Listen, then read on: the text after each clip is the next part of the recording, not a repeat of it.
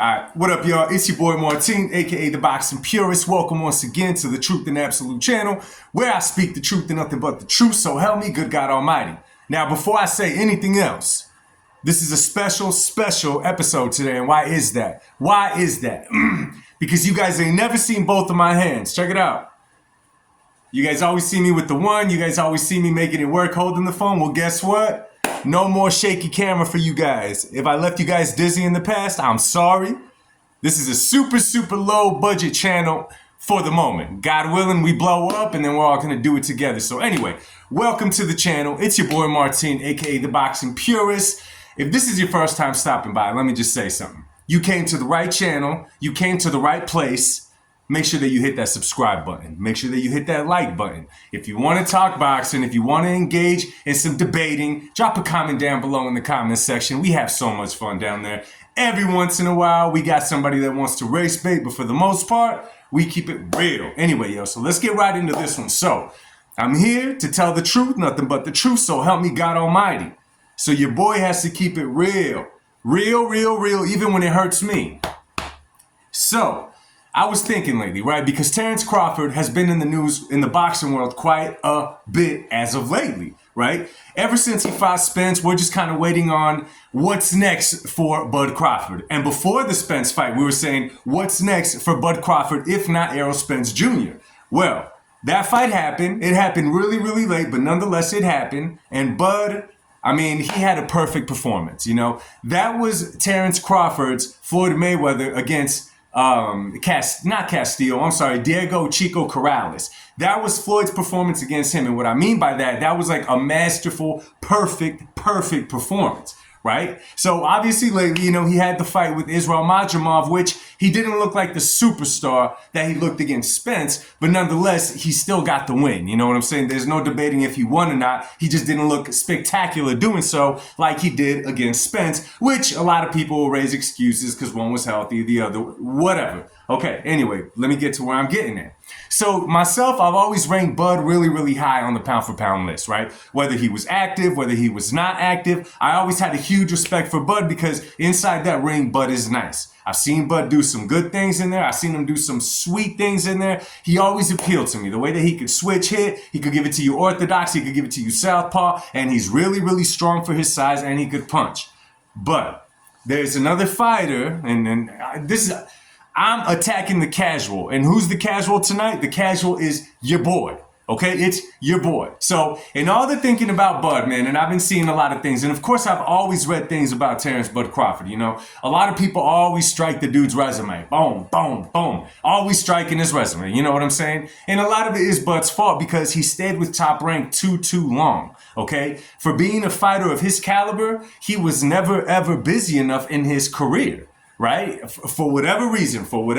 So, okay, away from that. But there's another fighter who has real similar careers to Bud, who and I'll admit this one, yo, I keep it real, up and down, happen to be a huge critic of. And by now, a lot of you guys know what I'm talking about, who I'm talking about, rather, Tank Gervonta Davis, right? Now, I never called Gervonta a bum. I never said he wasn't good. I never said he wasn't great. I never tried to take from anything he said inside, or not said, but did inside the ring. Now listen to y'all. This is just how I look at fights, right?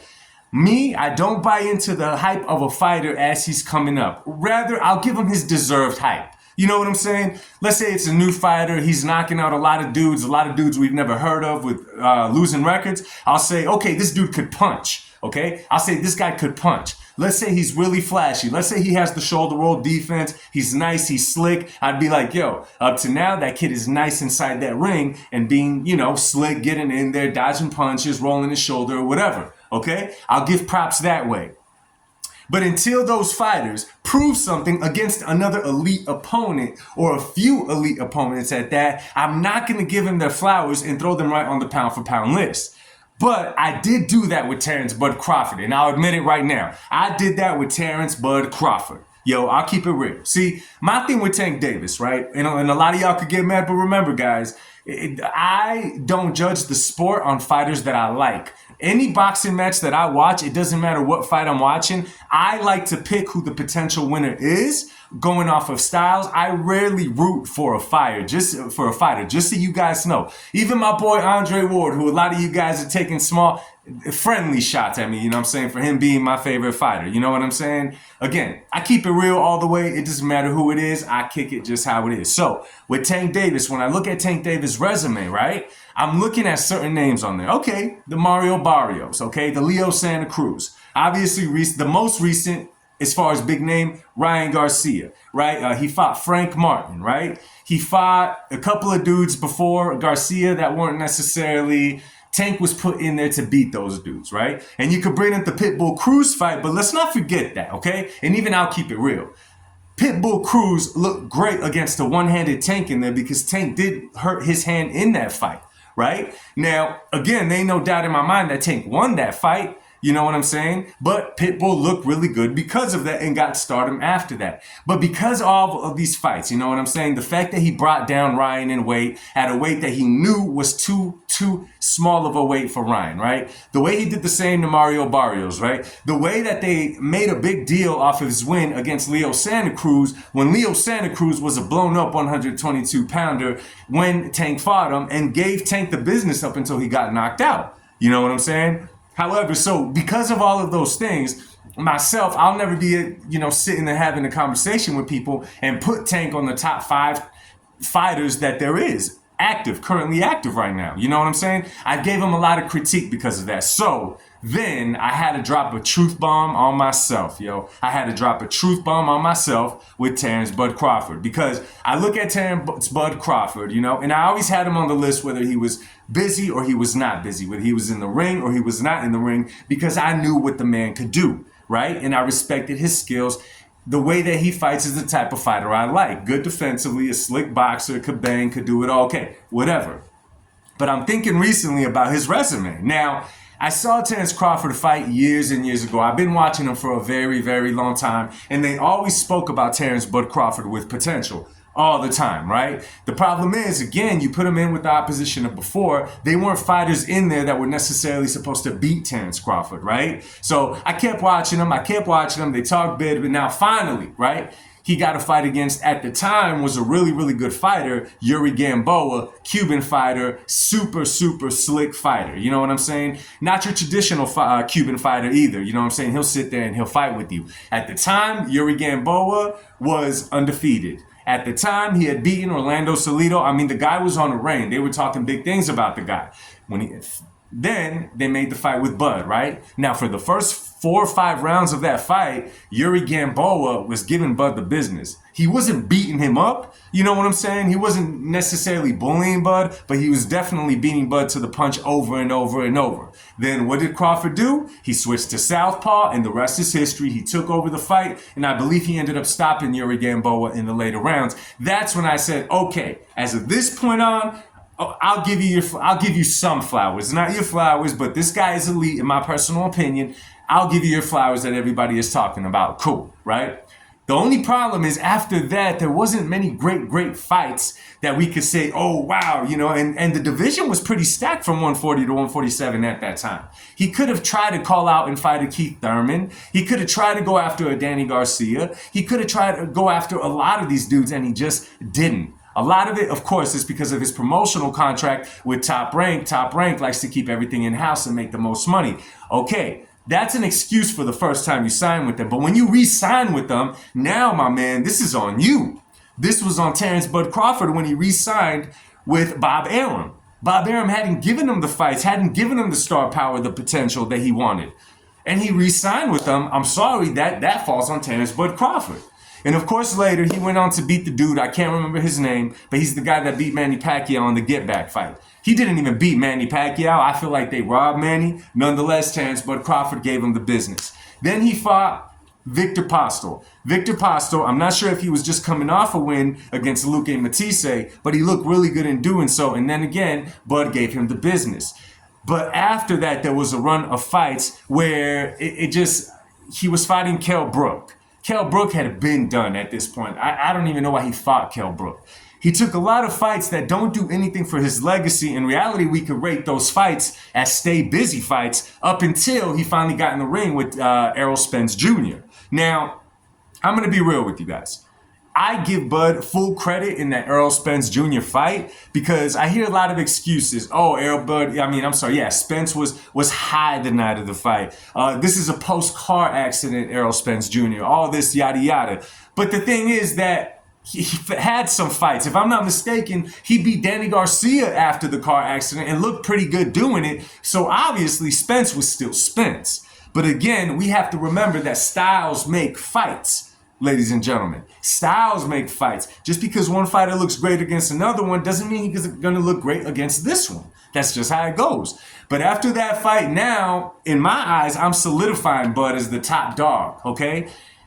But again, I'm being a hypocrite. I'm being a casual because on the other side with Tank Davis, I'm not giving him his flowers, even though he had a win against Ryan Garcia, which again, though, it was a weight drain Ryan Garcia. Again, you still got to have the skills. You still got to land the shot. But if we see Ryan Garcia who fought Tank and the one who fought Devin, we see how unhealthy Ryan Garcia was for the Tank fight. Therefore, I call it he didn't fight Ryan Garcia. He fought Skeleton Garcia because that's who he fought that night.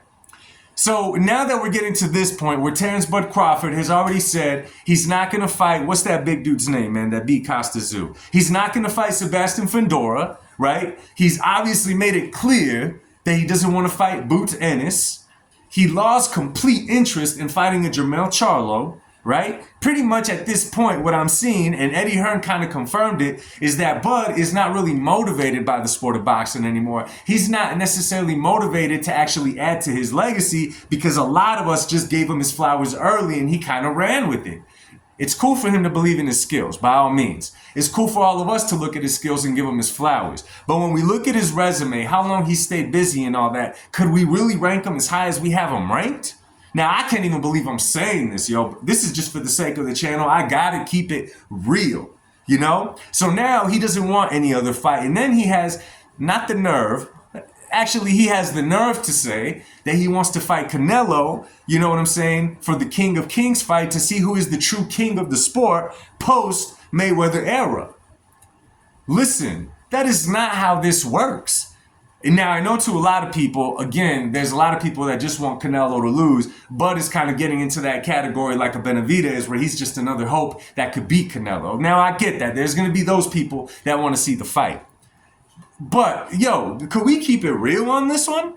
Yeah, Terence, I love you, dog. Terence Crawford, you don't get to fight half the amount as the other guy, make a percentage of the revenue as the other guy, fight a percentage of the champions that the other guy has fought, and I'm talking about Canelo Alvarez, and say, let's get in the ring and see who's the true king post-Floyd Mayweather era. It just does not work like that. That's not how it goes. You talk about skipping and skipping and skipping stages. What? That's just not how it goes. Now, I'm not trying to take away from Terence Bud Crawford. Let me just say that. I'm simply saying I have not been keeping it consistent when it comes to how I rank Terence Bud Crawford because I give Tank Davis a real hard time. So guess what? I'm going to now put Terence Crawford in that same place. And I'm not going to do that to either fighter anymore. But I'm just going to say I'm going to hold them to the same standard. I'm going to hold them to the same standard. Maybe what bugged me with Tank is the way that Floyd kind of spoke him into existence. No one spoke Terence into existence per se. But off the few great wins that he had against elite opposition, we somehow elevated him to the top. And if we're not going to do that for every fighter, we cannot do that for Terence Bud Crawford. So anyway, y'all, let me know what you guys think about this whole video, the situation with Bud Crawford. Do you guys think that, let's just say, hypothetical, let's just say that he fights Canelo Alvarez. Let's just say that he happens to beat Canelo Alvarez. Even though he didn't go through the terrain and jump through the hoops that Canelo did, does he still get to call himself the king? You know what I'm saying? I don't. To me, absolutely not. To me, absolutely not. I'd give him his flowers for the win, but as far as legacy-wise, no. Your legacy could have Canelo, that you beat a great fighter in Canelo if you guys happen to fight, if you happen to beat him. But up until then, the legacy is not as crazy as great as I used to make it sound, man. Keeping it real. So anyway, y'all, let me know what y'all think about the video. Drop a comment down below. Much love to you guys. God bless y'all. I will see y'all on the next one, and peace.